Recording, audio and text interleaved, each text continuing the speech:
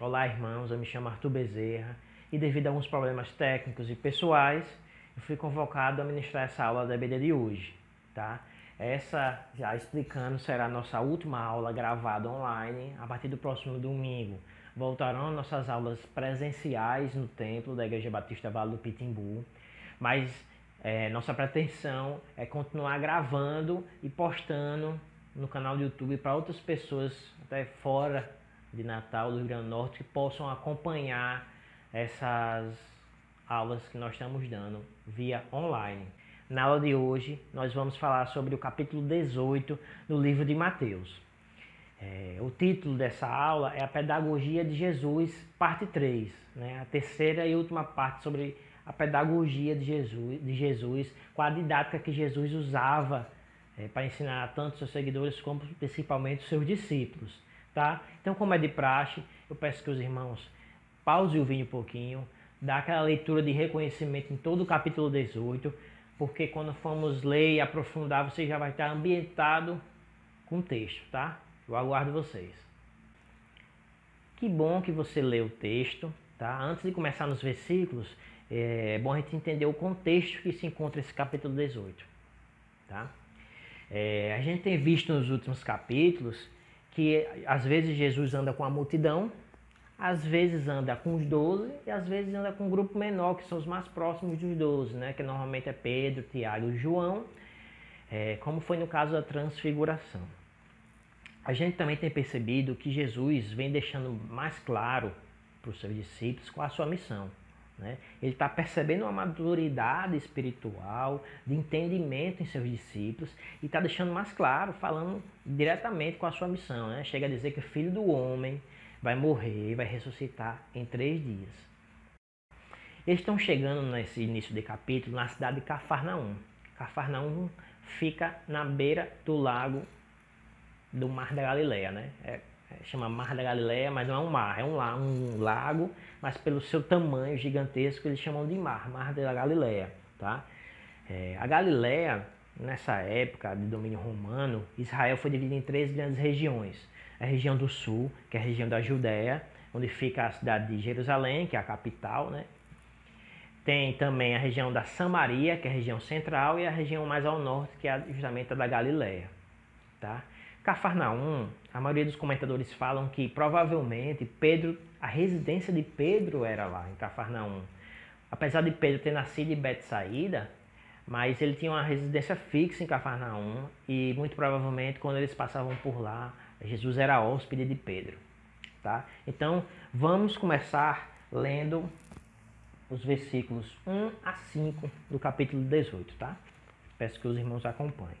Naquela mesma hora, chegaram os discípulos ao pé de Jesus, dizendo: Quem é o maior no reino dos céus? E Jesus, chamando um menino, o pôs no meio deles, e disse: Em verdade vos digo que, se não vos converterdes e não vos fizerdes como meninos, de modo algum entrareis no reino dos céus. Portanto, aquele que se tornar humilde como este menino, esse é o maior no reino dos céus. E qualquer que receber em meu nome um menino, tal como este, a mim me recebe. Bem, esse diálogo acontece quando estão chegando em Cafarnaum, né? Outro livro da Bíblia, o Marcos, também narra esse acontecimento, esse diálogo, o Marcos 9, 33 a 37, tá? E Marcos dá um detalhe que Mateus não fala, que essa discussão sobre quem ia ser mais importante no reino dos céus já vinha acontecendo entre eles, entre os discípulos, tá? E Marcos fala o nome de disputa mesmo. Então, coincidentemente ou não, pouco antes, Jesus chamou só Pedro, Tiago e João para presenciar a transfiguração. Um pouco mais antes, Pedro foi usado pelo Espírito Santo, quando naquela situação que Cristo perguntou: quem tu acha que eu sou? E ele diz: Cristo, Filho do Deus vivo, sobre essa rocha edificarei a minha igreja. Então, muito provavelmente, estava acontecendo uma disputa entre os discípulos para quem seria ou quem era maior no reino dos céus. E Jesus responde trazendo um menino para dentro da roda, né? Provavelmente deve ter uma roda conversando ali, Jesus traz uma criança. A princípio você pode tentar associar a criança que Jesus trouxe com a criança que Paulo fala em 1 Coríntios 13:11, né? Que eu era menino, pensava como menino, falava como menino, agia como menino. Agora sou homem, deixei as coisas menino para trás. Na verdade, são características diferentes que Paulo e Jesus usam sobre menino, sobre criança. Tá? Paulo fala sobre a infantilidade, atitudes infantis. Né? Quando você se torna homem, você é uma nova criatura, deixa as coisas do passado para trás. E Jesus não. Jesus quis destacar duas características da criança. Né? Normalmente uma criança tem. É a pureza. Tá? Uma criança não passou por coisas na vida para endurecer seu coração. Então ele tem um coração puro. Tá? E a outra característica que Jesus quis destacar na criança ou no menino que ele trouxe para a roda de conversa com os discípulos é a humildade. Tá? Então a humildade de uma criança é o que vai levar a ser a pessoa maior, por assim dizer, no reino dos céus. Tá? E humildade leva a servir, né? Você associa a serviço. Tá? Então você tem que ser servo, tem que ser humilde para servir, para você tem que ser menor aqui para ser maior no reino dos céus. Tá? Você não pode confundir servir, servidão, serviço com escravo. O servir é por livre e espontânea vontade. Você está fazendo aquilo para ajudar uma pessoa, um grupo de pessoas, alguma outra situação, por livre e espontânea vontade, pelo seu próprio desejo. O escravo não. O escravo está fazendo isso à força. Tá? E não é isso que Deus quer. Então a grande lição que a gente pode tirar dessa primeira parte é essa. Né? Para você ser maior no reino dos céus, você tem que ser menor aqui. Com o quê? Com humildade e pureza de uma criança. Serviço, serviço, serviço. E para deixar isso mais claro, né, a gente pode voltar ao capítulo 5, que está na hora do Sermão do Monte, e está nas bem-aventuranças. O versículo 8 diz o seguinte, de Mateus 5. Bem-aventurados os puros de coração, porque verão a Deus. Agora vamos ler os versículos do 10 ao 20 do capítulo 18 do livro de Mateus. Vede, não desprezeis algum destes pequeninos, porque eu vos digo que os seus anjos nos céus sempre veem a face do meu Pai que está nos céus, porque o Filho do Homem veio salvar o que se tinha perdido. Que vos parece? Se algum homem tiver 100 ovelhas e uma delas se desgarrar, não irá pelos montes, deixando as 99 em busca da que se desgarrou? E, se porventura achá-la, em verdade vos digo que maior prazer tem por aquela do que pelas 99 que se não desgarraram. Assim, também não é vontade de vosso Pai, que está nos céus, que um destes pequeninos se percam. Ora, se teu irmão pecar contra ti, vai e repreende-o, entre ti e ele só. Se te ouvir, ganhaste o teu irmão. Mas se não te ouvir, leva ainda contigo um ou dois, para que pela boca de 2 ou 3 testemunhas toda a palavra seja confirmada. E, se não as escutar, dize-o à igreja. E se também não escutar a igreja, considera-o como um gentio e publicano. Em verdade vos digo que tudo que ligardes na terra será ligado no céu, e tudo que desligardes na terra será desligado no céu. Também vos digo que se 2 de vós concordarem na terra acerca de qualquer coisa que pedirem, isso lhes será feito por meu Pai, que está nos céus. Porque onde estiverem 2 ou 3 reunidos em meu nome, aí estou, e eu no meio deles. A gente pode tirar várias lições desses textos, pequenos textos que eu li, desses 11 versículos, mas se a gente olhar por um todo, a gente percebe que o ensinamento que Jesus quer passar é a questão da união, né? Da comunhão entre os irmãos. Por quê eu falo isso? Porque a princípio ele fala de não desprezar ninguém, né? A questão da unidade. Você não pode desprezar ninguém nem dentro do corpo, nem fora. Alguém que possa se tornar um dia parte do corpo de Jesus, né? Então, não desprezar ninguém, nem um pequenino, né? Ele fala também sobre a ovelha perdida, né? Que já fez parte do rebanho, se desgarrou e o pastor foi e achou, né? O pastor da ovelha foi lá, achou a ovelha, trouxe e ficou feliz com isso, né? Então é você trazer a pessoa de volta para o rebanho, né? Logo depois disso ele fala sobre a disciplina, o irmão que errar, né? E a gente, apesar de ser um protocolo a ser seguido, né? A gente pode dizer assim, né? A importância desses passos de você conversar sozinho, depois você conversar com duas testemunhas, depois levar para a igreja. Não é a questão de você querer impor a sua vontade ou mostrar que aquela pessoa está errada, né? O seu objetivo ao fazer esses passos que Jesus ensina é que você possa trazer essa pessoa de volta para dentro do, né? Aí também questão do perdão também, que eu vou falar mais na frente, né? Mas também envolve isso, né? Você perdoar a pessoa de coração para a pessoa poder voltar para o seio da igreja, para o seio do corpo de Cristo mais forte. Não é só simplesmente repreender a pessoa, mostrar que a pessoa está errada, a pessoa não acreditou, você chama duas pessoas para provar a pessoa que a pessoa está errada. Não, o objetivo é que aquela pessoa se arrependa, aprenda mais e continue no corpo. E por fim ele ainda fala sobre onde dois de vocês decidirem, então que é a oração compartilhada, né? É a oração, os irmãos orarem juntos, né? E por fim ele termina com um versículo mais famoso que é o porque onde estiveres 2 ou 3 reunidos em meu nome, aí estou eu no meio deles, né? Então, resumindo, a importância da unidade, né? A gente às vezes lê o texto, conhece cada história, mas não lê tudo junto, né? E realmente consegue tirar outras lições de cada texto desse, né? Mas a gente percebe o quanto Jesus conseguiu manter uma linha de raciocínio desde quando ele trouxe a criancinha para dentro, né? Ele percebeu que os discípulos poderiam estar se divergindo entre um e outro e tendo uma disputa ali quem seria mais importante, e já poderia rachar o grupo.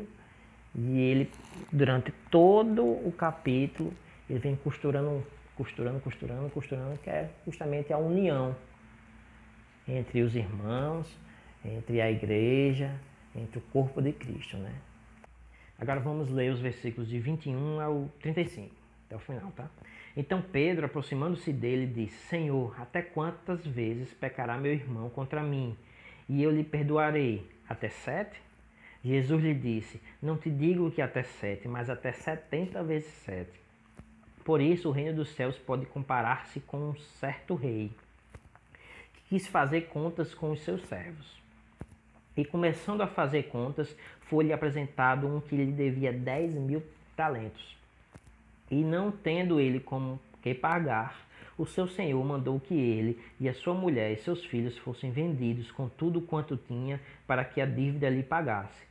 Então aquele servo, prostrando-se o reverenciava, dizendo: Senhor, seja generoso para comigo, e tudo te pagarei. Então o senhor daquele servo, movido da íntima compaixão, soltou-o e perdoou-lhe a dívida. Saindo, porém, aquele servo encontrou um dos seus conservos, que lhe devia 100 dinheiros, e lançando mão dele, sufocava-o, dizendo: Paga-me o que me deves. Então o seu companheiro, prostrando-se aos seus pés, rogava-lhe, dizendo: Seja generoso comigo, e tudo te pagarei. Ele, porém, não quis, antes foi encerrá-lo na prisão, até que pagasse a dívida. Vendo, pois, os seus conservos o que acontecia, contristaram-se muito e foram declarar ao seu senhor tudo o que o passara. Então o seu servo, chamando-o à sua presença, disse-lhe: Servo malvado, perdoei-te toda aquela dívida porque me suplicaste. Não devias tu igualmente ter compaixão do teu companheiro, como eu também tive misericórdia de ti? E, indignado, seu senhor o entregou aos atormentadores, até que lhe pagasse tudo o que devia. Assim vos fará também o meu Pai Celestial, se de todo o coração não perdoardes cada um a seu irmão e as suas ofensas. Então, seguindo os ensinamentos de Jesus, né, que está tratando sobre um irmão como o irmão trata o outro, como repreende, entra no assunto do perdão. Né? E Pedro pergunta, quantas vezes a gente tem que perdoar o irmão que errar contra nós? Né? Quantas vezes a gente tem que fazer esse procedimento de ir lá, conversar com ele pessoalmente, dizer, mostrar na Bíblia que ele está errado, e se ele não aceitar, chamar. Quantas vezes tem que fazer isso? Né? 7 vezes? De onde ele tirou esses 7? Né? Na verdade, os judeus tinham a questão que ele só tolerava perdoar até 3 vezes. Tá? E de onde eles também tiraram isso? Né? No capítulo 1 de Amós, durante algumas guerras entre a nação do povo de Deus e outras nações, fala que Deus perdoava até 3 vezes as outras nações. Né? Então, qual era o pensamento dos judeus? Não, se Deus, que é Deus, só perdoa 3 vezes, a gente não pode perdoar mais que 3 vezes. Né? Então, o pensamento deles era esse. Né? E por que Pedro falou 7? Né? Porque a gente tem que perdoar quantas vezes? 3. Pedro quis meio que bombar. Né? O assunto já estava ali de perdão, de ser servo, de ser menos. Então ele pegou e botou um 7. Né? O 7 é um número especial para o povo judeu, o povo do Oriente todo. Né? O 7 é a quantidade de dias que foi feito, que Deus fez a terra, né? Criou o universo, contando com descanso. Né? Então é um número bem representativo. Né? Então ele pegou e vou bombar. Estou ligado que é 3. Eu vou botar logo 7. Aí Jesus pegou e disse, não é 7. É 7 vezes 70. Né? 70 vezes 7. Como preferir. E lógico que o número não é um número mágico, é 490. Não quer dizer que até aí, né? É um número infinito de vezes, né? Na verdade, não é nada quantitativo, é qualitativo, né?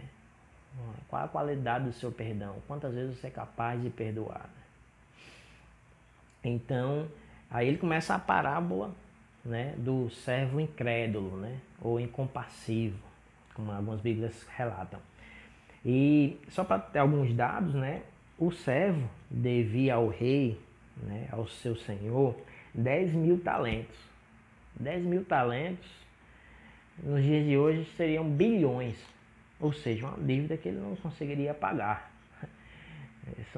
Alguns comentadores falam que são cerca de 20 bilhões de dólares, 10 bilhões de dólares, entre 10 e 20 bilhões de dólares hoje. Né? Então é uma dívida que você não conseguiria pagar. E ele vai lá, perdoa, né? E esse servo tem um conservo, que é um servo do servo, né? Que tem uma dívida bem menor, que a dívida é de mais ou menos 4.000 reais, né? E as mesmas palavras que o servo usou com o rei, o conservo usa com o servo, mas ao contrário do que ele recebeu, ele não perdoou a dívida. Né? E acaba voltando para o rei, e o rei, o seu senhor, manda ele para os açoitadores. Né? O que são os açoitadores? São os caras que batem na pessoa até a pessoa devolver toda a dívida, né? E como era uma dívida impagável, então ele iria sofrer o resto da vida, né? Ou seja, é uma correlação da história de Deus com seu povo, né? Deus é o Senhor, Deus é o Rei. Ele pagou, ele perdoou uma dívida, pagou por você uma dívida que é impagável, né? Que foi mandar seu filho morrer numa cruz pelos seus pecados. Então ele lhe perdoou uma dívida, né? Não está mais sobre os seus ombros essa dívida impagável. Ele retirou, tá? Ele levou na cruz. Então você tem mais do que a obrigação de exercer também um pouquinho desse perdão, dessa misericórdia que Deus teve com você, com as outras pessoas, né? Então, além do perdão, que foi o que a primeira pergunta de Pedro, Jesus quer estimular também a misericórdia, quer ensinar sobre a generosidade, né? Então, nada mais justo do que você pegar um pouquinho dessa misericórdia que você recebeu de Deus, né? Esse perdão dessa dívida impagável que você não precisa mais pagar, que Jesus pagou por você, né? E exercer, passar isso à frente, Tá? Então, para concluir, eu queria ler o texto de Colossenses 2,13, né, que fala justamente sobre isso, que Deus pagou a dívida, né? Jesus pagou a dívida, a sua dívida, que era impagável, ele foi lá e pagou. Ele diz o seguinte, o versículo 13 do capítulo 2 de Colossenses. E quando vós estáveis mortos nos pecados e na incircuncisão da vossa carne, vos vivificou juntamente com ele, perdoando-vos todas as ofensas. Então, Jesus perdoou as ofensas, né? Quitou sua dívida que era impagável, bilhões de dólares, você não precisa mais pagar nada. Então, exerça isso com o próximo, né? Exerça isso com seu irmão. Eu acho que essa é a lição do capítulo todo, né? É o tratamento com o irmão, questão do perdão, de não desprezar ninguém, questão da unidade e como a gente faz para manter essa unidade junta, tá? Então, isso é o pouco que eu consegui retirar do texto e queria passar para os irmãos. E se você gostou do vídeo, curte, compartilha, né? Se inscreve no canal. Se você não é inscrito no canal, se inscreve no canal. As aulas ABD continuarão a ser gravadas. O canal também serve para outras divulgações. Então fiquem antenados nele, tá? Se tiver alguma dúvida, coloque aqui nos comentários ou coloque nas nossas redes sociais, que com certeza um professor da EBD, ou o próprio pastor Luiz, ou o pastor Marcão, vai lhe responder, tá? Então, graça e paz, até a próxima.